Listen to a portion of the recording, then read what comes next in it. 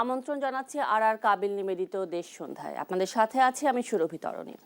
আজকে আমরা দেশ সন্ধ্যায় কথা বলবো সরকারের 2 মাস ও জনপ্রত্যাশা এই বিষয়টি নিয়ে, এবং কথা বলার জন্য আজকে আমাদের সাথে স্টুডিওতে উপস্থিত আছেন সাইদ খান, কালের কণ্ঠের যুগ্ম সম্পাদক, এবং আরও আছেন মোহাম্মদ আবদুল্লাহ আল মাহমুদ, মানারাত ইন্টারন্যাশনাল ইউনিভার্সিটির অ্যাসিস্ট্যান্ট প্রফেসর।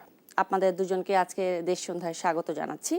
আমরা আলোচনা শুরু করে দিতে চাই। সাইদ খান, আপনার কাছ থেকে প্রথমে শুনতে চাই যে তারেক রহমানের সরকার দেশের দায়িত্ব নেওয়ার কিছুদিনের মধ্যেই আমরা দেখতে পেলাম যে মধ্যপ্রাচ্য সংঘাত শুরু হলো, পুরো বিশ্ব যুদ্ধের কবলে পড়লো, এবং এই যুদ্ধের মধ্যে আমাদের প্রবাসী বাংলাদেশি ভাইয়েরাও নানা বিপদের মধ্যে আছেন, ঝুঁকিতে রয়েছেন। দেশ দুনিয়ার নানান কিছু মাথায় রেখেই সরকারকে এগোতে হচ্ছে, কাজ করে যেতে হচ্ছে। মাত্র 2 মাস বয়সেই সরকারের আপনার কি মনে হয় যে চলার পথটা কেমন হলো, কথায় ও কাজে কতটুকু সমন্বয় দেখতে পেলেন আপনি? জি, আপনাকে ধন্যবাদ এবং যারা দেখছেন তাদেরকেও স্বাগত জানাচ্ছি। আপনি তো শুরুতেই বললেন যে মাত্র 2 মাস বয়সী একটি সরকারের কাছে যে প্রত্যাশা এবং যে তাদের পথ চলা এটি কেমন দেখছি। সরকার আসলে যদি শুরু করতে হয়, সরকার শুরুই করেছে বৈরিতার মধ্য থেকে। যেদিন 17 তারিখে সরকার মন্ত্রিপরিষদ শপথ নিল, পরের দিনই রমজান আসলো। আপনি জানেন যে আমাদের দেশে রমজান মানে একটা ত্রাহি ত্রাহি দশা পড়ে যায় সাধারণ জনগণের মধ্যে, নিত্যপণ্যের বাজারে আগুন লেগে যায়। হ্যাঁ, এই জায়গাটি কিন্তু সরকার অত্যন্ত সুষ্ঠুভাবেই শুরু করেছে। এবার রমজানে কিন্তু আমরা ওইভাবে ইনফ্যাক্ট অন্তর্বর্তীকালীন সরকারের সময়েও রমজানে আমরা অত বেশি অস্থিরতা দেখিনি বাজারে। এই জায়গায় একটা স্বস্তির খবর আছে, কিন্তু এর ঠিক 10 দিনের মাথায় 28 তারিখ এটি অনভিপ্রেত এবং অনাকাঙ্ক্ষিত একটি মানে বোঝার উপরে শাকের আটির মতো অবস্থা এসে পড়লো আমাদের ঘাড়ের উপরে। ইরান পরিস্থিতি, এই পরিস্থিতির কারণে শুধুমাত্র বাংলাদেশ নয়, সারা বিশ্বই এক ধরনের চাপে পড়ে যায়, বিশেষ করে জ্বালানি নিরাপত্তায়। সেই চাপ কাটাতে সরকার প্রথম দিকে যেভাবে সাবসিডি দিয়ে তারা মনে করেছে যে সাবসিডি দিয়ে জনগণের ভোগান্তি কতটা কমানো যায় সেই দিকে নজর দিয়েছে, এবং এখানে কিছু মিসম্যানেজমেন্ট অবশ্যই আছে। বিকজ আপনি জানেন যে গত 17 বছর ধরে যে ফ্যাসিস্ট হেজিমনি আমাদের ঘাড়ের উপরে চেপেছিল, প্রশাসন থেকে সর্বক্ষেত্রে দলীয়করণ এবং একেবারে নগ্ন দলীয়করণ, সেই জায়গা থেকে কিন্তু সরকার যাচাই বাছাইয়ের সুযোগটি কিন্তু সরকার একটুও পায়নি, যেই কারণে পুরনো হেজিমনি রয়ে গেছে। তারা সরকারকে নানানভাবে স্যাবোটাইজ করেছেন, ইনফ্যাক্ট এখনও করছে। সরকার কিন্তু ওই যে বলে না যে প্রথম 6 মাসের একটা হানিমুন পিরিয়ড, আসলে হানিমুন পিরিয়ড পায়নি সরকার। ডে 1 থেকেই কিন্তু চ্যালেঞ্জের মুখে। এর মধ্যেও সরকারের এই 2 মাসের মাথায় 60তম দিনে দাঁড়িয়ে যখন আমরা কথা বলছি, তখন সরকারকে বিভিন্ন জায়গায় সতর্ক করা যায়, সমালোচনা করবার মতো কোনো সুযোগ এখনো তৈরি হয়নি, সময় তো হয়নি। তারপরেও দেখুন এই 60 দিনে 60টি প্রকল্প যে বা প্রতিশ্রুতি যেটি সরকার দিয়েছিল ভোটের আগে জনগণকে, সেগুলো বাস্তবায়ন করেছে। এবং প্রথম দেখুন এখনো পর্যন্ত কিন্তু ভোটের নখের কালি ওঠেনি। তার মধ্যে আপনি দেখেন যে ফ্যামিলি কার্ড, হ্যাঁ, সবই পাইলটিং হচ্ছে, কিন্তু একবারে তো আমাদের মতো একটা ভঙ্গুর অর্থনীতি এবং দুর্বল অর্থনীতির দেশের জন্য তো এগুলো, এই ওয়েলফেয়ার অ্যাক্টিভিটিসগুলো at a glance nation wide করা অনেকটা টাফ। আমাদের অর্থনীতির ভলিউম তো ওরকম না। শুরুটা পাইলটিংটা হয়েছে, কৃষক কার্ড হয়েছে, এরপরে দেখুন যে মালয়েশিয়ার শ্রমবাজার খুলেছে, এরপরে ইউরোপের 7টি দেশে নতুন শ্রমবাজার খুলবার জন্য সরকারের এক ধরনের উদ্যোগ দেখছি। এবং আপনি এই প্রথমবার আপনি দেখুন রোজার ঈদের আগে গার্মেন্টসে যে অসন্তোষ আমরা দেখেছি, যে ইন্টারিয়াম গভর্নমেন্টের সময় 7 জন শ্রমিক কিন্তু গাজীপুরে গুলিতে প্রাণ দিতে হয়েছিল। এইবার প্রথম কিন্তু রমজানে আমরা গার্মেন্টস কর্মীদের মধ্যে এক ধরনের স্বস্তি দেখেছি যে শ্রমিকরা তাদের মজুরি পেয়েছে। এরপরে খাল কাটার কর্মসূচি, যে 20,000 কিলোমিটার খাল সরকার কাটবে, তাদের নির্বাচনী প্রতিশ্রুতি দিয়েছিল, সেই জায়গায় 54টি জেলায় তাদের এই কার্যক্রম শুরু হয়েছে, পর্যায়ক্রমে এগুলো শেষ হবে। এবং আরেকটি জিনিস যেটা মনে করেন, বিকল্প জ্বালানির সোর্স খুঁজবার জন্য সোলারের উপরে সরকার গুরুত্ব দিচ্ছে, এবং সরকার অলরেডি 35 মেগাওয়াট ন্যাশনাল গ্রিডে যুক্ত করেছে, এবং বলেছে যে পর্যায়ক্রমে আগামী 5 বছরের মধ্যে আরও 10,000 মেগাওয়াট এই যে সোলার পাওয়ার ন্যাশনাল গ্রিডে যুক্ত করবে। এরপরে দেখুন যে আমাদের প্রতিবেশী রাষ্ট্র, যাদের সাথে আমাদের রাজনৈতিক যে সমীকরণ ছিল, যাদের উপরে ভর করে ফ্যাসিস্ট এই জায়গায় একেবারে জগদ্দল পাথরের মতো চেপে বসেছিল, অন্তর্বর্তীকালীন সরকারের সাথেও কিন্তু তাদের এক ধরনের টান প্রেরণ ছিল। হ্যাঁ, রাজনৈতিক দূরত্ব ছিল, সেই দূরত্ব ঘুচিয়ে অনেকটাই স্বাভাবিক হয়েছে। কিন্তু সাইদ খান, গুরুত্বপূর্ণ কিছু সংস্কার ইস্যু এবং আইনের ক্ষেত্রে আসলে সরকারের অবস্থান আপনি কেমন দেখছেন বা কিভাবে পর্যবেক্ষণ করলেন, এটি জানতে চাইবো আপনার কাছে। তবে আমি আর 10 সেকেন্ডে শেষ করি। সেটি হচ্ছে যে 133টি অধ্যাদেশ, যেগুলো সংসদে অলমোস্ট 98টি, কিন্তু তারা বিল পাশ করেছে। এরপরে গুমের মতো, মানবাধিকার কমিশনের মতো অত্যন্ত সেন্সিটিভ কিছু সংস্কার প্রস্তাব, যেগুলো অধিকতর যাচাই বাছাই করে তারপরে সংসদের নতুন বিল আকারে আগামী অধিবেশনে উপস্থাপন করবে। আমার কাছে মনে হচ্ছে যে সরকার, হ্যাঁ, মিসম্যানেজমেন্ট আছে, কিন্তু সরকার, আমি ব্যর্থ বা সরকারের অ্যাগ্রেসিভ মানসিকতা, এগুলো আমি দেখছি না। জি, ধন্যবাদ। এই জিনিসগুলো নিয়ে আবারও আপনার কাছে আসবো। এ পর্যায়ে মোহাম্মদ আব্দুল্লাহ আল মাহমুদ, আপনার কাছ থেকে জানতে চাই একই প্রশ্ন, যে সরকারকে এই 2 মাসে কেমন দেখলেন, কথায় ও কাজে কতটা মিল পেলেন? জি, ধন্যবাদ। আসসালামু আলাইকুম এবং দর্শকদেরকে শুভেচ্ছা জানাচ্ছি। অ্যাকচুয়ালি 2 মাস সময় খুবই অল্প সময়। আমরা যদি যে কোনো অর্গানাইজেশনে আমরা অর্গানাইজেশন ইভ্যালুয়েশন করে থাকি, কেপিআই বলে থাকি, কি পারফরমেন্স ইন্ডিকেটর। সো এই কেপিআইটা যদি আমরা কনসিডার করি, সেদিক থেকে আসলে 2 মাসে যে কোনো প্রতিষ্ঠানেরই হচ্ছে মূল্যায়নের সময় এখনও আসে নাই, আমি এটা বলতে হবে। স্টিল যেহেতু হচ্ছে যে সরকার দায়িত্ব নিয়েছে, তাদের সরকারের যে আস্থার জায়গাটা, সেখানে অবশ্যই যে আস্থাটা আমরা এক্সপেক্ট করেছিলাম, আমরা কিছু গ্যাপ দেখতে পাচ্ছি। সাইদ ভাই খুব রাইটলি পয়েন্টেড করেছেন যে অনেকগুলো বিষয়, বিশেষ করে সরকারের যে ম্যানিফেস্টো ছিল, ম্যানিফেস্টোর এখানে কার্ডগুলো প্লাস খাল খনন, এগুলো অবশ্যই আমরা অ্যাপ্রিসিয়েট করি। বাট যেটা শঙ্কার জায়গা, যেটা সাইদ ভাই মেনশন করেছেন, যে মিসম্যানেজমেন্টটা, সো এটাও অ্যাকচুয়ালি আফটার সামটাইমস অবশ্যই এটা রিকভার করতে একটু টাইম লাগবে। কিন্তু মিসম্যানেজমেন্টটা যদি বাগাড়ম্বরটা আমরা যদি দেখি যে দিন দিন বাড়তে থাকে, সেটা কিন্তু সরকারের জন্য ভালো না। সো সেই জায়গা থেকে আমাদের পয়েন্ট আউট করা উচিত যে সরকারের গ্যাপটা কোথায় হচ্ছে।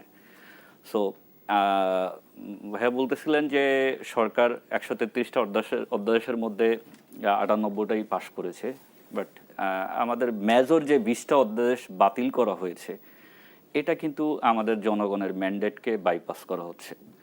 সো আমি যদি আমার পুরো শরীরটা রেখে শুধুমাত্র মাথাটা ফেলে দিই, তাহলে তো আমি আসলে বাঁচবো না।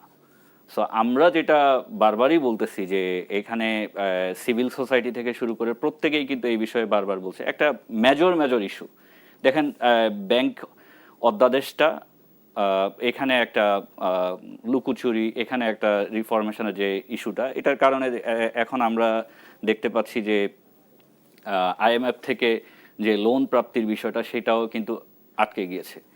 আরেকটা মেজর ইস্যু আমরা যদি রেইজ করি, রিসেন্টলি আপনারা দেখেছেন যে হরমুজ প্রণালী খুলে দিয়েছে।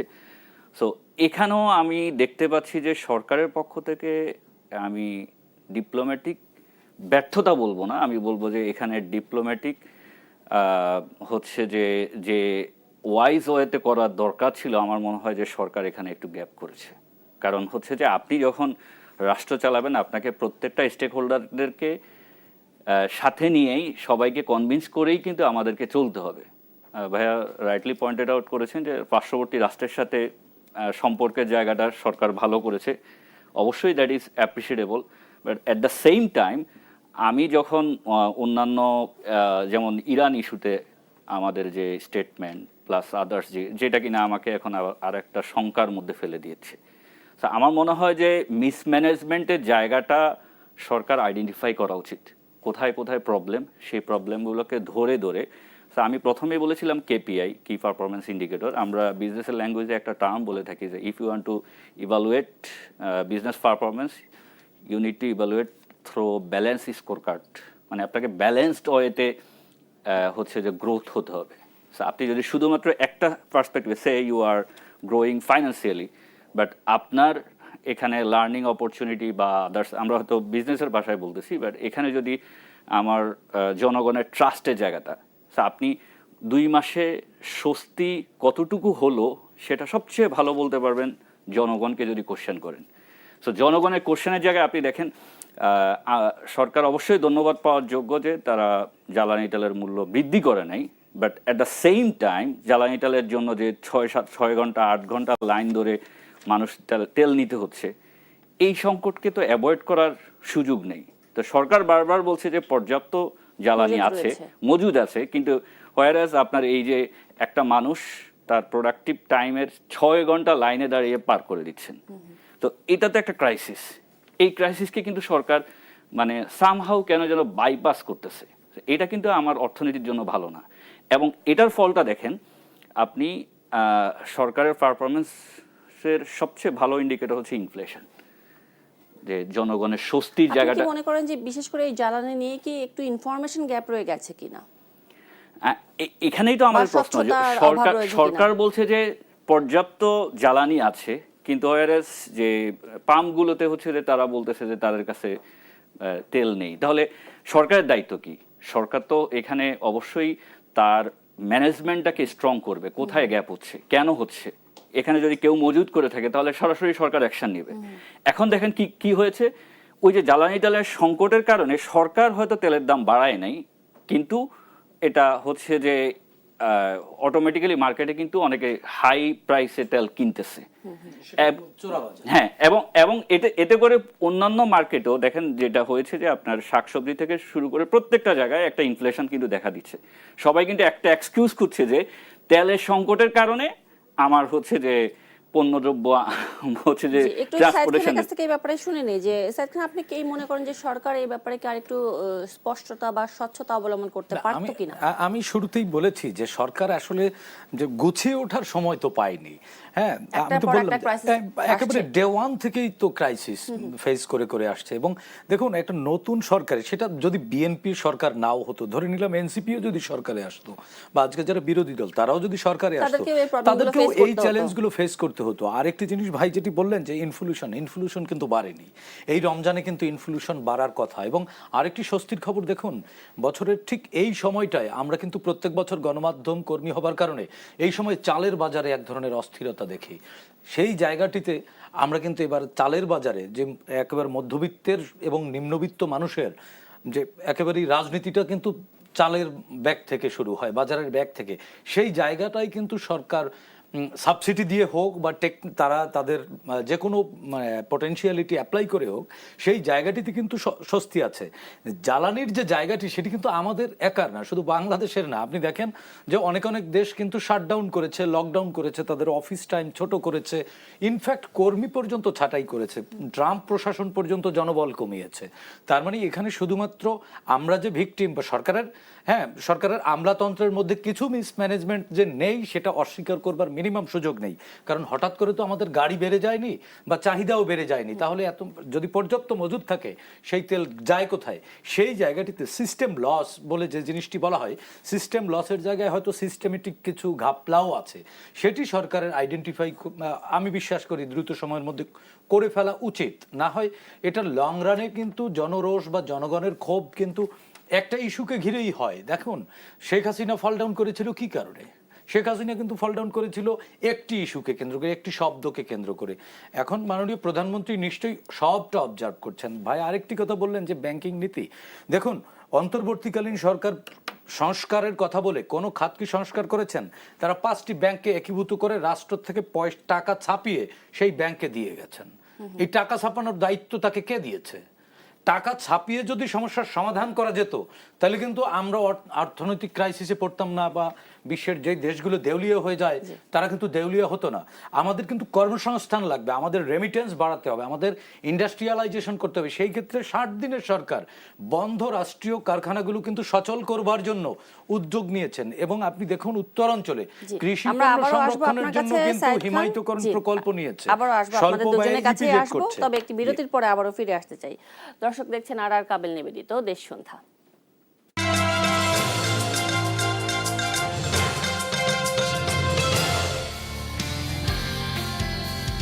আমাদের অর্থনীতির যে সংকট তার জন্য শেখ হাসিনা দায়ী, তার লুটপাট দায়ী। কিন্তু দিনের শেষে মানুষ ওই যে যেটা হয় 6 মাস হয়ে গেল, তার কাছে মনে হবে যে এই সরকার পেরে উঠছে না। আপনি নির্বাচনের রোড ম্যাপটা দেন, তার আগে নানান কথাবার্তা বলে জটিল থেকে জটিলতার পরিস্থিতি সৃষ্টি করছেন।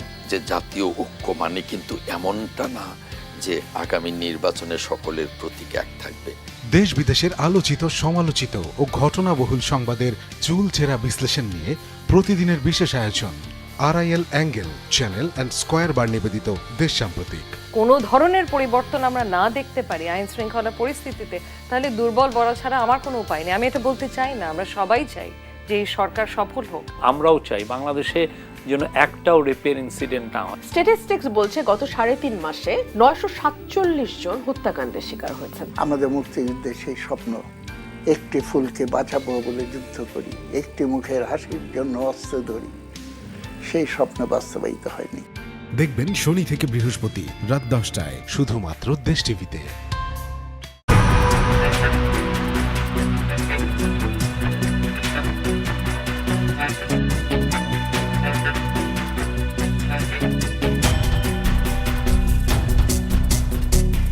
প্রিয় দর্শক, সবাইকে ওয়েলকাম করছি দেশ টিভির ব্র্যান্ড নিউ শো স্টার লাউঞ্জে। কেমন মানুষ পছন্দ? যারা মন খুলে কথা বলে তাদেরকে। শাকিব খান তো এখন অনেকের সাথে কাজ করছে, তোমার কাছে কি অফার এসেছে? কাজের অফার আসে, আমি অবশ্যই তার সাথে করতে চাই। চমক নিজে কি মনে করে সে সাহসী এবং অকপট? হ্যাঁ, আমার একদম পা থেকে মাথা পর্যন্ত সাহস। প্রিয় তারকার অজানা গল্প, হাসি আর জীবনের নানা রং নিয়ে দেশ টিভির সেলিব্রিটি শো। ভিলেন হিসেবে মিশা সওদাগর কখনো কোনো বিব্রতকর পরিস্থিতিতে পড়েছে? বাচ্চা আমাকে দেখে ওই মিশা গুন্ডা, তখন আমি খুব রেগে গিয়েছিলাম। এগুলো বলতে হয় না, এগুলো বললে নজর লাগে। কিছু বলবো না। একটা গেছে 10টা চলে আসছে, মানে কি একটা অবস্থা! এত প্রেম বিশারদ তুমি কবে হয়ে উঠেছো? এরকম নানান ক্যারেক্টার করতে গিয়ে মনে হয় একটু প্রেম ভালোবাসা নিয়ে একটু। দেখবেন প্রতি শুক্রবার রাত 10:30 শুধুমাত্র দেশ টিভির পর্দায়। দেশের বিশিষ্ট ব্যক্তিত্ব, রাজনৈতিক অঙ্গনের প্রভাবশালী কণ্ঠ। দেশের যদি আমরা অর্থনৈতিক উন্নয়ন করতে চাই, তাহলে আমি মনে করি নির্বাচন অত্যন্ত জরুরি। আশা যা তখন করলাম যেটা তুঙ্গে ছিল, এই আশা আস্তে আস্তে কমে যাবে, মরে যাবে, বিয়ে যাবে, এটাই স্বাভাবিক। শিক্ষা নিয়ে কোনো কমিশনই হয় নাই, অথচ বলা হয়েছে শিক্ষার 12টা বাজিয়েছে বিগত সরকার। কোনো একটা বিষয়ে সংযুক্ত হই যত তাড়াতাড়ি, বিযুক্ত হই তারও চেয়ে দ্রুত গতিতে। চিন্তা, দর্শন আর ভবিষ্যৎ পথ চলার অনন্য আলাপচারিতা। যে সরকারকে আমরা তাড়ালাম, তার সঙ্গে এই সরকার যেভাবে চলছে কোনো পার্থক্য নাই। প্রত্যেকবার জনগণ ছিল বলেই কিন্তু বাংলাদেশের এই আন্দোলন ঘটানো সম্ভব হয়েছিল। আমরা শেখ হাসিনা মুক্তিযুদ্ধের চেতনা নেই না, এটা ফালতু। সরকার এই যে ধোঁকাবাজিগুলো করছে, এই পুরো কাজটাই সরকার করছে। স্বপ্ন ধরা দেশ সংলাপ পাওয়ার্ড বাই স্বপ্ন ট্যুর। দেখবেন প্রতি মাসের দ্বিতীয় ও চতুর্থ শনিবার ঠিক সকাল 11টায় শুধুমাত্র দেশ টিভির পর্দায়।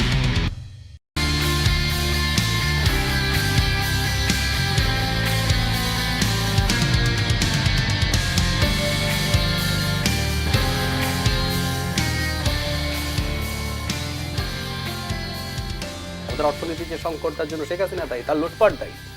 কিন্তু দিনের শেষে মানুষ ওই যে যেটা হয় 6 মাস হয়ে গেল, তার কাছে মনে হবে যে এই সরকার পেরে উঠছে না। আপনি নির্বাচনের রোড ম্যাপটা দেন, তার আগে নানান কথাবার্তা বলে জটিল থেকে জটিলতার পরিস্থিতি সৃষ্টি করছেন। যে জাতীয় ঐক্য মানে কিন্তু এমনটা না যে আগামী নির্বাচনে সকলের প্রতীক এক থাকবে। দেশ বিদেশের আলোচিত, সমালোচিত ও ঘটনাবহুল সংবাদের চুলচেরা বিশ্লেষণ নিয়ে প্রতিদিনের বিশেষ আয়োজন RIL angle channel and square bar নিবেদিত দেশ সাম্প্রতিক। কোনো ধরনের পরিবর্তন আমরা না দেখতে পারি আইন শৃঙ্খলা পরিস্থিতিতে, তাহলে দুর্বল বলা ছাড়া আমার কোনো উপায় নেই। আমি এটা বলতে চাই না, আমরা সবাই চাই যে এই সরকার সফল হোক। আমরাও চাই বাংলাদেশে যেন একটাও রেপের ইনসিডেন্ট না হয়। স্ট্যাটিস্টিক্স বলছে গত 3.5 মাসে 947 জন হত্যাকাণ্ডের শিকার হয়েছেন। আমাদের মুক্তিযুদ্ধের সেই স্বপ্ন, একটি ফুলকে বাঁচাবো বলে যুদ্ধ করি, একটি মুখের হাসির জন্য অস্ত্র ধরি, সেই স্বপ্ন বাস্তবায়িত হয়নি। দেখবেন শনি থেকে বৃহস্পতি রাত 10টায় শুধুমাত্র দেশ টিভিতে।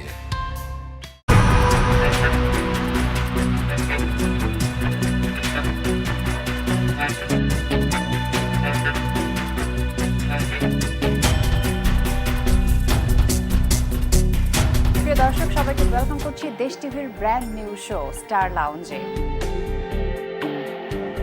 কেমন মানুষ পছন্দ? যারা মন খুলে কথা বলে তাদেরকে। শাকিব খান তো এখন অনেকের সাথে কাজ করছে, তোমার কাছে কি অফার এসেছে? কাজের অফার আসে, আমি অবশ্যই তার সাথে করতে চাই। চমক নিজে কি মনে করে সে সাহসী এবং অকপট? হ্যাঁ, আমার একদম পা থেকে মাথা পর্যন্ত সাহস। প্রিয় তারকার অজানা গল্প, হাসি আর জীবনের নানা রং নিয়ে দেশ টিভির সেলিব্রিটি শো। ভিলেন হিসেবে মিশা সওদাগর কখনো কোনো বিব্রতকর পরিস্থিতিতে পড়েছে? বাচ্চা আমাকে দেখে ওই মিশা গুন্ডা তখন আমি খুব রেগে গিয়েছিলাম। এগুলো বলতে হয় না, এগুলো বললে নজর লাগে। কিছু বলবো না। একটা গেছে 10টা চলে আসছে, মানে কি একটা অবস্থা। এত প্রেম বিশারদ তুমি কবে হয়ে উঠেছো? এরকম নানান ক্যারেক্টার করতে গিয়ে মনে হয় একটু প্রেম ভালোবাসা নিয়ে একটু। দেখবেন প্রতি শুক্রবার রাত 10:30 শুধুমাত্র দেশ টিভির পর্দায়। দেশের বিশিষ্ট ব্যক্তিত্ব, রাজনৈতিক অঙ্গনের প্রভাবশালী কণ্ঠ। দেশের যদি আমরা অর্থনৈতিক উন্নয়ন করতে চাই, তাহলে আমি মনে করি নির্বাচন অত্যন্ত জরুরি। আশা যা তখন করলাম যেটা তুঙ্গে ছিল, এই আশা আস্তে আস্তে কমে যাবে, মরে যাবে, বিয়ে যাবে, এটাই স্বাভাবিক। শিক্ষা নিয়ে কোনো কমিশনই হয় নাই, অথচ বলা হয়েছে শিক্ষার 12টা বাজিয়েছে বিগত সরকার। কোনো একটা বিষয়ে সংযুক্ত হই যত তাড়াতাড়ি, বিযুক্ত হই তারও চেয়ে দ্রুত গতিতে। চিন্তা, দর্শন আর ভবিষ্যৎ পথ চলার অনন্য আলাপচারিতা। যে সরকারকে আমরা তাড়ালাম, তার সঙ্গে এই সরকার যেভাবে চলছে কোনো পার্থক্য নাই। প্রত্যেকবার জনগণ ছিল বলেই কিন্তু বাংলাদেশের এই আন্দোলন ঘটানো সম্ভব হয়েছিল। আমরা শেখ হাসিনা মুক্তিযুদ্ধের চেতনা নেই না, এটা ফালতু। সরকার এই যে ধোঁকাবাজিগুলো করছে, এই পুরো কাজটাই সরকার করছে। স্বপ্নধরা, দেশ সংলাপ, পাওয়ার্ড বাই স্বপ্ন ট্যুর। দেখবেন প্রতি মাসের দ্বিতীয় ও চতুর্থ শনিবার ঠিক সকাল 11টায় শুধুমাত্র দেশ টিভির পর্দায়।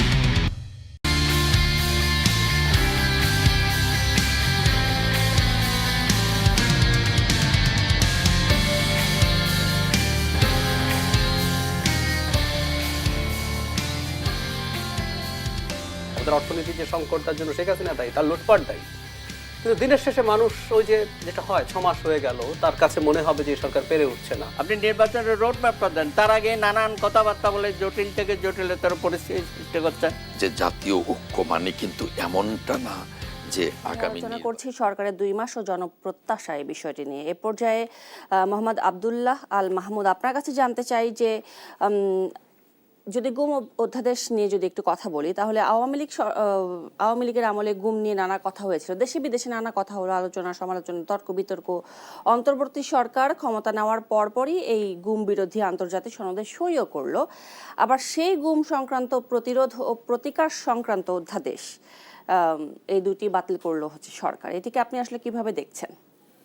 জি, ধন্যবাদ।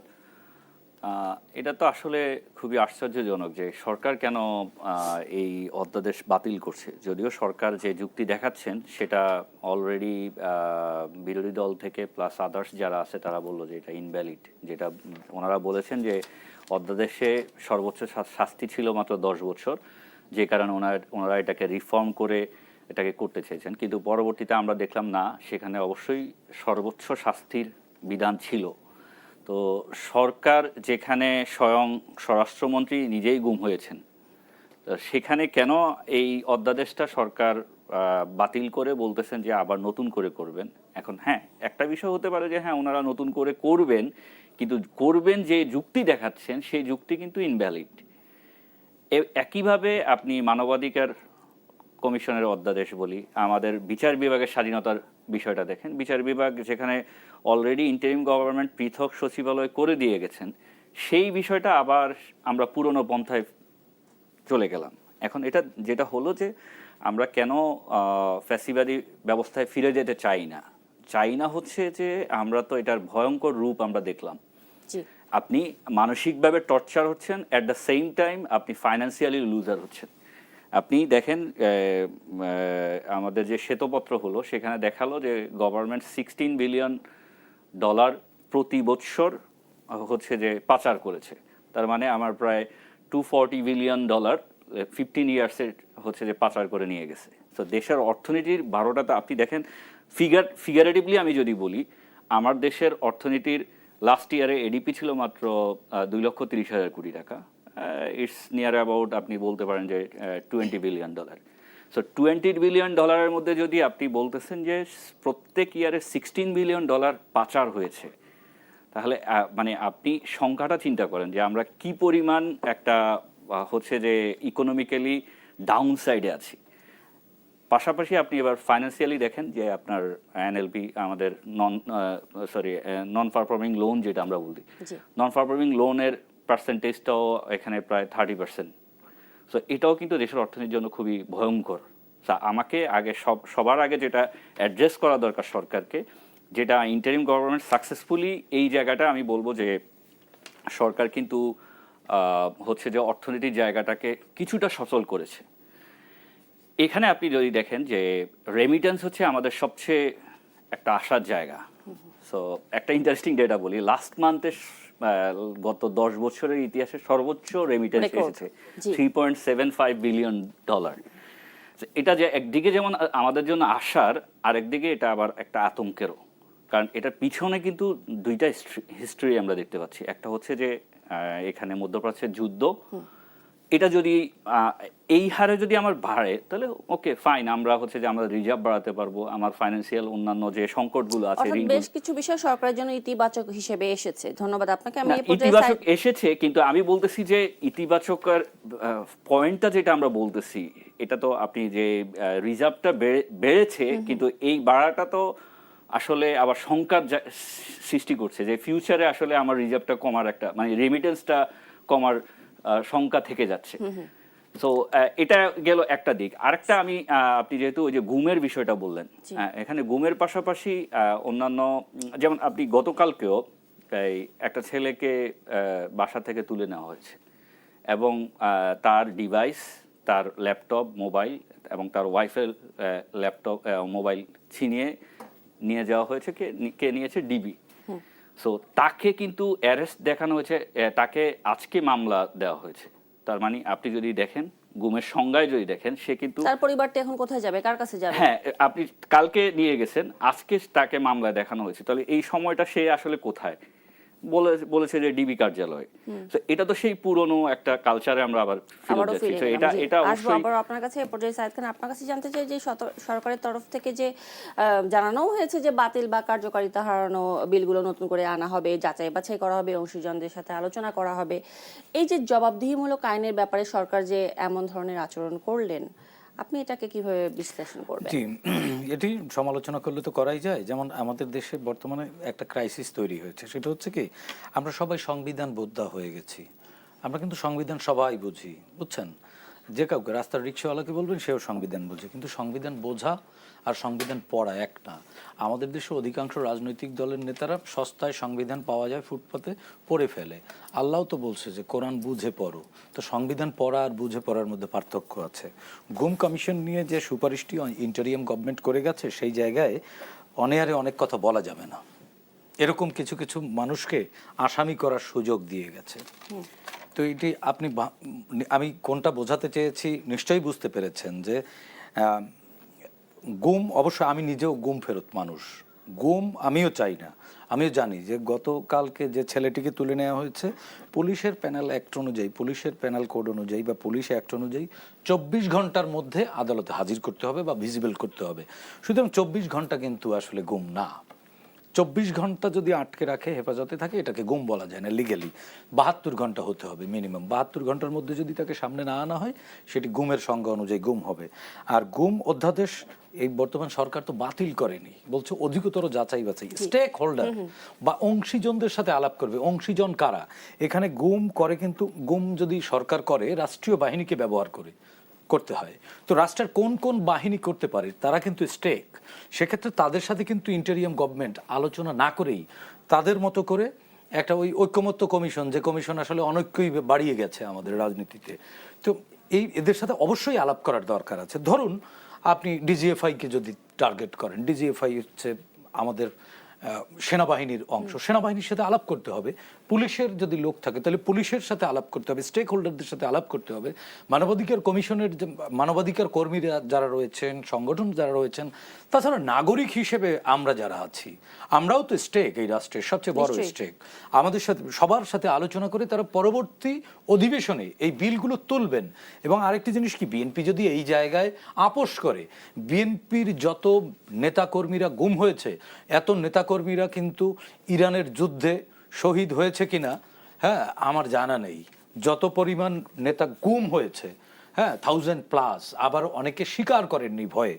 আরেকটি জিনিস যেটা ভাই একটি অত্যন্ত গুরুত্বপূর্ণ কথা বলেছেন, যে রিজার্ভ আমাদের গত মাসে রিজার্ভ রেকর্ড করেছে, এটি মোটেই আনন্দের খবর না। এটি রেমিটেন্স কখনো একটি রাষ্ট্রের অর্থনীতির ভিত্তি হতে পারে না। আমার অর্থনীতির ভিত্তি বা কাঠামো নির্ভর করে আমার শিল্পে কতটুকু আমরা সমৃদ্ধ হলাম, আমাদের ইন্ডাস্ট্রিয়ালাইজেশন, আমাদের ডাইভার্সিফিকেশন আনতে হবে শিল্পে। এখন শুধুমাত্র গার্মেন্টসের এই দর্জির কাজটাই শিল্প হিসেবে দেখলে হবে না। আমাদের দেশের অ্যাগ্রোবেসড ইকোনমিকে স্ট্রং করতে হবে, আমার এগ্রিকালচারকে শিল্পায়নের দিকে নিতে হবে। ধরুন দেখুন চায়নারা বা জাপানের কথা যদি বলি, জাপান দ্বিতীয় বিশ্বযুদ্ধের পরে জাপান প্রথমে শুরু করেছিল কি দিয়ে জানেন? কাগজের গাড়ি, খেলনা গাড়ি বানানো শুরু করেছিল। তারা সেই খেলনা গাড়ি বানানো থেকে আজকে বিশ্বের সবচেয়ে বড় মোটর ইন্ডাস্ট্রির মালিক জাপান। সুতরাং নিজস্ব শিল্পে গুরুত্ব দিতে হবে। সেই জায়গায় সরকার বলেছে, শুরু হয়তো করেনি, করবে, যে বন্ধ হয়ে যাওয়া রাষ্ট্রীয় যে শিল্প কারখানাগুলো রয়েছে সেগুলো সচল করা। একই সঙ্গে কিছু এক্সপোর্ট প্রসেসিং জোন বা ইকোনমিক জোন মানে অল্প বিনিয়োগে এগুলো পাবলিক প্রাইভেট পার্টনারশিপেও করা যেতে পারে। অঞ্চলভিত্তিক শিল্পকে যদি আমরা সমৃদ্ধ করতে না পারি, শুধুমাত্র প্রবাসে শ্রমিক পাঠিয়ে আমার অর্থনীতি কখনোই টিকবে না। তাহলে মাঝে মাঝেই আমাদের টাকা ছাপাতে হবে। এখানে সরকারকে আমি সমালোচনা করছি না, উনি যথেষ্ট ভালো বলেছেন যে 2 মাস আসলে মূল্যায়নের কোনো সময়ই না, হ্যাঁ অন্তত 1 বছর যেতে দিতে হবে। তারপরেও সরকারকে আমি সতর্ক করছি যে শুধুমাত্র রেমিটেন্স নির্ভর অর্থনীতির বা আমাদের রিজার্ভের উপরে যদি আমরা তাকিয়ে থাকি, আমরা লং রানে হোঁচট খাবো। আরেকটি তথ্য যেটি আমরা বলছি না, এড়িয়ে যাচ্ছি, সেটি হচ্ছে হাসিনা রিজিম যখন বিদায় নিয়েছিল তখন 128 কোটি টাকা ছিল ব্যাড লোন বা ঋণ খেলাপি। হ্যাঁ 128 লক্ষ কোটি টাকা ঋণ খেলাপি ছিল। ইউনূস সরকার যখন বিদায় নিল তখন 556 কোটি টাকা ব্যাড লোন। এই 1.5 বছরে এত বেড়ে গেল কেন? তার মানে, এবং শ্বেতপত্রে আমরা দেখেছি 128 লাখ কোটি। আবার এই 1.5 বছর বিদায় নেওয়ার পর 556 কোটি, তার মানে কি শ্বেতপত্রে ভুল ছিল, অথবা এই 18 মাসে এই ঘাপলাটি করেছেন? তাহলে হোসেন মনসুরকে নিয়ে অনেকে অনেক ধরনের সমবেদনা দেখান, তিনি তথ্যটি প্রকাশ করেননি কেন? তিনি একজন নামজাদা অর্থনীতি। দেখুন শোনেন, মানে মূর্খ যদি চোর হয় সে বদনা চোর হয়, আর শিক্ষিত যদি চোর হয় সে রাষ্ট্র চুরি করে।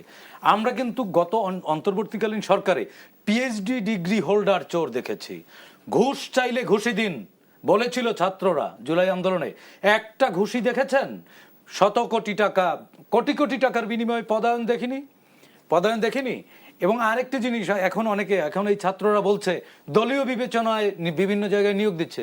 আরে ভাই, দলীয় সরকার কি দলীয় বিবেচনায় দিবে না কিসের বিবেচনায় দিবে? আপনাদেরকে দিবে। দলীয় সরকার তো দলের লোকজনের উপরেই ভর করবে, কারণ তার তো নিয়ন্ত্রণ করতে হবে তার মতো করে।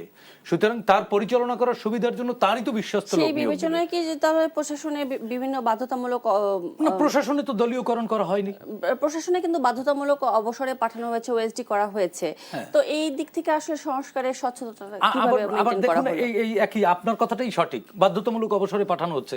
তাদেরকে অবসরে পাঠানোর জন্য মব দেখিনি আমরা অন্তর্বর্তীকালীন সরকারের সময়, যে আওয়ামী হ্যাজিমনি রয়ে গেছে, আওয়ামী লীগের এজেন্ট, হাসিনাকে ফ্যাসিস্ট বানিয়েছে। ফ্যাসিজম একটি ধারণা, এটি আসলে সংবিধান মেনে হয় না। এখন যারা বলছে যে জুলাই সনদ যদি বাস্তবায়ন না করে বা সংবিধান যদি সংস্কার না করে তাহলে সরকার ফ্যাসিস্ট হয়ে যাবে, ফ্যাসিস্ট একটা মানসিকতা। যে শেখ হাসিনা বলেছিল না যে আমি ভোট টোট বুঝি না, গণতন্ত্র বুঝি না, I need absolute power. Say absolute পাওয়ার চেয়েছিল, সে অ্যাবসলিউট পাওয়ার নিয়ে অ্যাবসলিউটলি বিদায় নিয়ে গেছে বাংলাদেশের রাজনীতি থেকে। এই জুলাই স্পিরিটটাকে রিরাইট করার চেষ্টা করা হচ্ছে কিনা, এই প্রশ্নে আসবো আপনাদের দুজনের কাছে, তবে একটি বিরতির পরে। দর্শক দেখছেন আর কাবিল নিবেদিত দেশ সন্ধ্যা।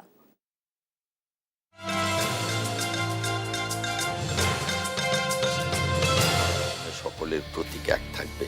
দেশ বিদেশের আলোচিত, সমালোচিত ও ঘটনাবহুল সংবাদের চুলচেরা বিশ্লেষণ নিয়ে প্রতিদিনের বিশেষ আয়োজন RIL angle channel and square bar নিবেদিত দেশ সাম্প্রতিক।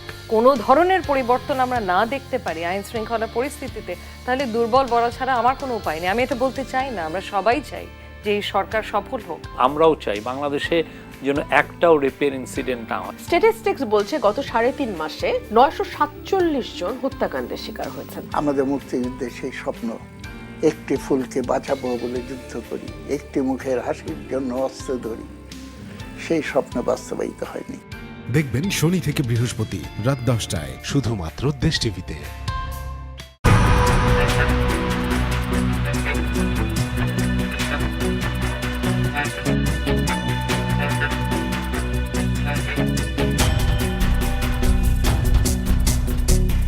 প্রিয় দর্শক, সবাইকে ওয়েলকাম করছি দেশ টিভির ব্র্যান্ড নিউ শো স্টার লাউঞ্জে।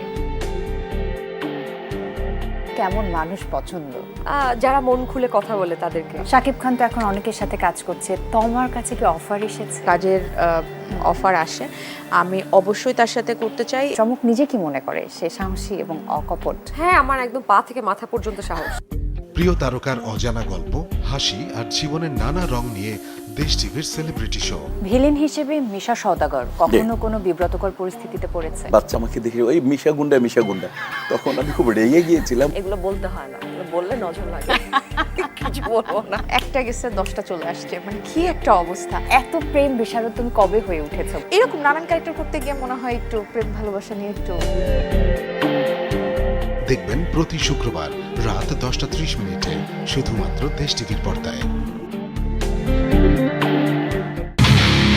দেশের বিশিষ্ট ব্যক্তিত্ব, রাজনৈতিক অঙ্গনের প্রভাবশালী কণ্ঠ। দেশের যদি আমরা অর্থনৈতিক উন্নয়ন করতে চাই, তাহলে আমি মনে করি নির্বাচন অত্যন্ত জরুরি। আশা যা তখন করলাম যেটা তুঙ্গে ছিল, এই আশা আস্তে আস্তে কমে যাবে, মরে যাবে, বিয়ে যাবে, এটাই স্বাভাবিক। শিক্ষা নিয়ে কোনো কমিশনই হয় নাই, অথচ বলা হয়েছে শিক্ষার 12টা বাজিয়েছে বিগত সরকার। কোনো একটা বিষয়ে সংযুক্ত হই যত তাড়াতাড়ি, বিযুক্ত হই তারও চেয়ে দ্রুত গতিতে। চিন্তা, দর্শন আর ভবিষ্যৎ পথ চলার অনন্য আলাপচারিতা। যে সরকারকে আমরা তাড়ালাম, তার সঙ্গে এই সরকার যেভাবে চলছে কোনো পার্থক্য নাই। প্রত্যেকবার জনগণ ছিল বলেই কিন্তু বাংলাদেশের এই আন্দোলন ঘটানো সম্ভব হয়েছিল। আমরা শেখ হাসিনা মুক্তিযুদ্ধের চেতনা নেই না, এটা ফালতু। সরকার এই যে ধোঁকাবাজিগুলো করছে, এই পুরো কাজটাই সরকার করছে। স্বপ্ন ধরা দেশ সংলাপ, পাওয়ার্ড বাই স্বপ্ন ট্যুর। দেখবেন প্রতি মাসের দ্বিতীয় ও চতুর্থ শনিবার ঠিক সকাল 11টায় শুধুমাত্র দেশ টিভির পর্দায়।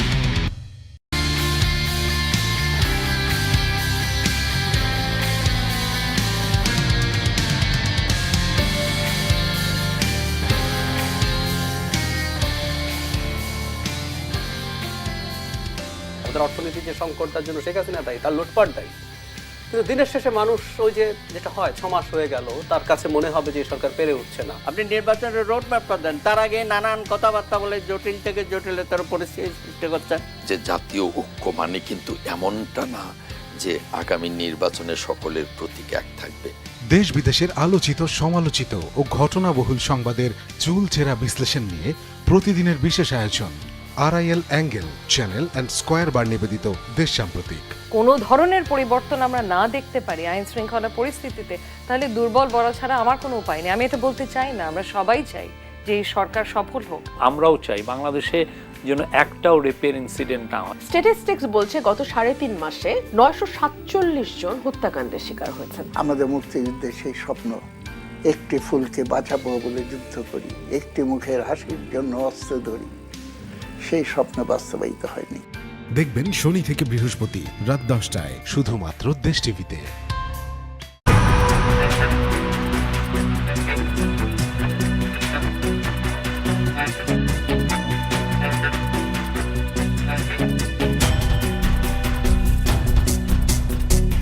প্রিয় দর্শক, সবাইকে ওয়েলকাম করছি দেশ টিভির ব্র্যান্ড নিউ শো স্টার লাউঞ্জে। কেমন মানুষ পছন্দ? যারা মন খুলে কথা বলে তাদেরকে। শাকিব খান তো এখন অনেকের সাথে কাজ করছে, তোমার কাছে কি অফার এসেছে? কাজের অফার আসে, আমি অবশ্যই তার সাথে করতে চাই। চমক নিজে কি মনে করে সে সাহসী এবং অকপট? হ্যাঁ, আমার একদম পা থেকে মাথা পর্যন্ত সাহস। প্রিয় তারকার অজানা গল্প, হাসি আর জীবনের নানা রং নিয়ে দেশ টিভির সেলিব্রিটি শো। ভিলেন হিসেবে মিশা সওদাগর কখনো কোনো বিব্রতকর পরিস্থিতিতে পড়েছে? বাচ্চা আমাকে দেখে ওই মিশা গুন্ডা, তখন আমি খুব রেগে গিয়েছিলাম। এগুলো বলতে হয় না, বললে নজর লাগে। কিছু বলবো না। একটা গেছে 10টা চলে আসছে, মানে কি একটা অবস্থা! এত প্রেম বিশারদ তুমি কবে হয়ে উঠেছো? এরকম নানান ক্যারেক্টার করতে গিয়ে মনে হয় একটু প্রেম ভালোবাসা নিয়ে একটু। দেখবেন প্রতি শুক্রবার রাত 10:30 শুধুমাত্র দেশ টিভির পর্দায়। দেশের বিশিষ্ট ব্যক্তিত্ব, রাজনৈতিক অঙ্গনের প্রভাবশালী কণ্ঠ। দেশে যদি আমরা অর্থনৈতিক উন্নয়ন করতে চাই তাহলে আমি মনে করি নির্বাচন অত্যন্ত জরুরি। আশা যা তখন করলাম যেটা তুঙ্গে ছিল, এই আশা আস্তে আস্তে কমে যাবে, মরে যাবে, বিয়ে যাবে, এটাই স্বাভাবিক। শিক্ষা নিয়ে কোনো কমিশনই হয় নাই, অথচ বলা হয়েছে শিক্ষার 12টা বাজিয়েছে বিগত সরকার। কোনো একটা বিষয়ে সংযুক্ত হই যত তাড়াতাড়ি, বিযুক্ত হই তারও চেয়ে দ্রুত গতিতে। চিন্তা, দর্শন আর ভবিষ্যৎ পথ চলার অনন্য আলাপচারিতা। যে সরকারকে আমরা তাড়ালাম তার সঙ্গে এই সরকার যেভাবে চলছে কোনো পার্থক্য নাই। প্রত্যেকবার জনগণ ছিল বলেই কিন্তু বাংলাদেশের এই আন্দোলন ঘটানো সম্ভব হয়েছিল। আমরা শেখ হাসিনা মুক্তিযুদ্ধের চেতনা নেই না, এটা ফালতু। সরকার এই যে ধোঁকাবাজিগুলো করছে, এই পুরো কাজটাই সরকার করছে। স্বপ্নধরা দেশ সংলাপ, পাওয়ার্ড বাই স্বপ্ন ট্যুর। দেখবেন প্রতি মাসের দ্বিতীয় ও চতুর্থ শনিবার ঠিক সকাল 11টায়, শুধুমাত্র দেশ টিভির পর্দায়।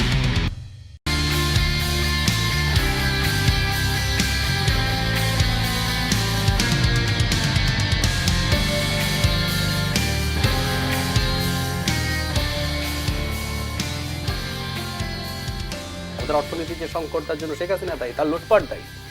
কিন্তু দিনের শেষে মানুষ ওই যে যেটা হয়, 6 মাস হয়ে গেল, তার কাছে মনে হবে যে সরকার পেরে উঠছে না। আপনি নির্বাচনের রোড ম্যাপটা দেন, তার আগে নানান কথাবার্তা বলে জটিল থেকে জটিলতর পরিস্থিতি সৃষ্টি করছেন। যে জাতীয় ঐক্য মানে কিন্তু এমনটা না যে আগামী নির্বাচনে সকলের প্রতীক এক থাকবে। দেশ বিদেশের আলোচিত, সমালোচিত ও ঘটনাবহুল সংবাদের চুলচেরা বিশ্লেষণ নিয়ে প্রতিদিনের বিশেষ আয়োজন RIL angle channel and square bar নিবেদিত দেশ সাম্প্রতিক। কোনো ধরনের পরিবর্তন আমরা না দেখতে পারি আইন শৃঙ্খলা পরিস্থিতিতে, তাহলে দুর্বল বলা ছাড়া আমার কোনো উপায় নেই। আমি এটা বলতে চাই না, আমরা সবাই চাই যে এই সরকার সফল হোক। আমরাও চাই বাংলাদেশে যেন একটাও রেপের ইনসিডেন্ট না হয়। স্ট্যাটিস্টিক্স বলছে গত 3.5 মাসে 947 জন হত্যাকাণ্ডের শিকার। সো এটা দ্বিচারিতা এই অর্থে যে আমি প্রথমেই বলছি যে আপনার বডির জাস্ট মাথাটা ফেলে দিয়ে পুরো বডিটা রেখেছেন। তার মানে এখানে আমরা পূর্ববর্তী যে সমস্যাগুলো দেখেছি যে প্রত্যেকটা সংশোধনী, 5ম সংশোধনী, এগুলো আবার জিয়াউর রহমান উনি যেটা করেছেন সেটা আবার বাতিল হয়ে গিয়েছে। প্রত্যেকটা সংশোধনী বারবার বাতিল হয়ে গিয়েছে। সো আমরা সেই প্রেক্ষাপটে যাতে না যাই, যে কারণেই আমাকে এবার নতুন ধরনের একটা সলিউশনের মুখে আমরা গেলাম, যেটা হচ্ছে যে এটাকে আমরা বলছি যে গণপরিষদ। সো গণপরিষদটা একটু নতুন ধারণা, এই ধারণাতেই আমরা কিন্তু আসলে একমত হয়েছি।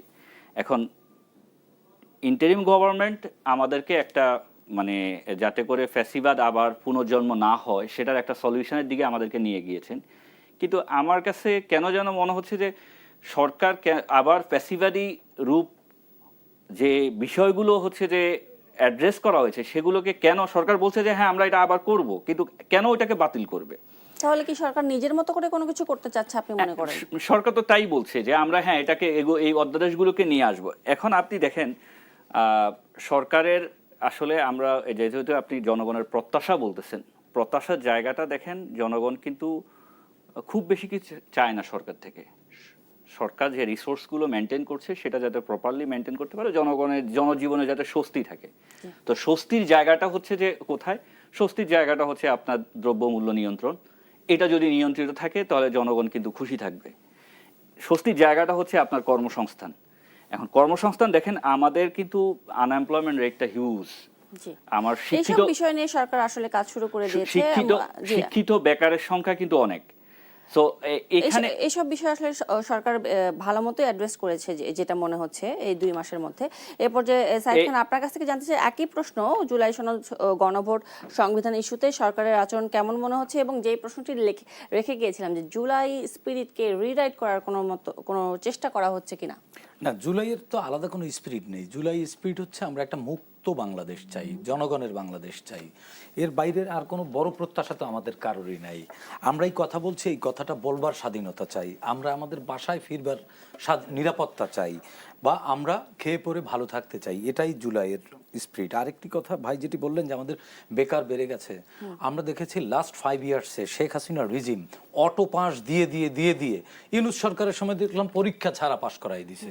তো এখন অটো পাস করে করে অটো পাস করে করে যদি বেকার হয় সেটা কি শিক্ষিত বেকার বলবেন? অটো পাস ডাক্তার দ্বারা আমরা দেখিনি যে খতনা করতে গিয়ে শিশুর মৃত্যু হয়ে যায়। এরকম ডাক্তারও তো আমরা দেখেছি অটো পাস করে গেছে এমবিবিএস। পরীক্ষা যেটা আপনি বলেছেন, আমি একটু ইন্টারফেয়ার করি যে ইউনুস গভর্নমেন্টের আমলে আমরা কিন্তু ওই যে আগে যে পরীক্ষা সিস্টেম ছিল সেখান থেকে কিন্তু আমরা একটা পরিবর্তন দেখেছি। আবার সচিবালয়ে মব করে পরীক্ষা ছাড়া পাস করতেও দেখেছি যে ঠিক আছে 4 সাবজেক্ট পরীক্ষা দেওয়া লাগবে না, 2 সাবজেক্ট দিলেই হবে। আবার ভাই যেটা বললেন যে সরকার দ্বিচারিতা করছে, আমি এটা বলবো যে সরকার দ্বিচারিতা করছে না, সরকার বরং যাতে জুলাই সনদ সঠিকভাবে জনবান্ধব রূপে বাস্তবায়ন হয় সেটার জন্য অধিকতর যাচাই বাছাই করছেন। আর গণপরিষদ যেটি বললেন এটি হচ্ছে বিয়ের আগের বাচ্চা হওয়ার মতো অবস্থা। আপনার সংবিধানে তো আগে এই যে গণভোটকে স্থাপন করতে হবে, বারবার বলছে যে বিরোধী দল যে সংবিধান সংস্কার করো, সংবিধান সংস্কার করো। আরে ভাই, সংবিধান সংস্কার করে এরপরে এই গণভোটকে স্থান দিয়ে তারপরে গণভোটের প্রত্যাশা বা আকাঙ্ক্ষাটা বাস্তবায়ন করবে। আরেকটি সংখ্যা তথ্য দিয়ে তারা বিভ্রান্ত একটা ন্যারেটিভ তৈরি করার চেষ্টা করছে যে 71% মানুষ গণভোটে হা দিয়েছে, এর মধ্যে তো 51% বিএনপির ভোটার আছে, তার মানে আপনারা তো 20% এই জায়গায়ও। তার মানে সংখ্যা তথ্য দিয়ে যে ভিন্ন ন্যারেটিভ দাঁড় করানো, বিভ্রান্তি ছড়ানো, এটা জনগণের সবচেয়ে বড় প্রত্যাশা, জনগণের প্রত্যাশা সমস্ত সময় বেশি, জনগণের প্রত্যাশা করছে বেশি। ভাই, প্রত্যাশা বিয়ের আগে প্রত্যাশা করে আমার বউ হবে বিশ্ব সুন্দরী, বিয়ের পরে কিছু কিছু খুঁটিনাটি দোষ বেরোয়, এটা স্বাভাবিক। তো ভোটের আগে জনগণের যে প্রত্যাশা ছিল, সরকার 60 দিনের 7টি প্রতিশ্রুতি বাস্তবায়ন করেছে, আরো যেগুলো আছে আমি বিশ্বাস করি। এবং একই সঙ্গে সরকার যেন সচেতন সতর্কভাবে এই কাজগুলো করে, মিস ম্যানেজমেন্টটা যদি নিয়ন্ত্রণ করতে পারে, আমার বিশ্বাস সংবিধান বদলে দিয়ে মানসিকতা বদলানো যায় না। এই সরকার জনগণ যেহেতু ভোট দিয়েছে, জনগণের সরকার হিসেবে 5 বছর পর এই জনগণ যেন এই সরকারকে রক্ষা করার জন্য রাজপথে থাকে এবং ভোট কেন্দ্রে থাকে, সে দায়িত্ব সরকারের। নাগরিক হিসেবে আমরা সরকারকে বারবার প্রশ্ন করেই যাব এবং ভুল দেখলে আমরা প্রশ্ন তুলব এবং সতর্ক করব। অসংখ্য ধন্যবাদ সায়েদ খান এবং মোহাম্মদ আব্দুল্লাহ আল মাহমুদ, আপনাদের দুজনকে আজকে আমাদের দেশ সন্ধ্যায় সময় দেওয়ার জন্য। দর্শক দেখছিলেন আর কাবিল নিবেদিত দেশ সন্ধ্যা। ধন্যবাদ সবাইকে সাথে থাকার জন্য।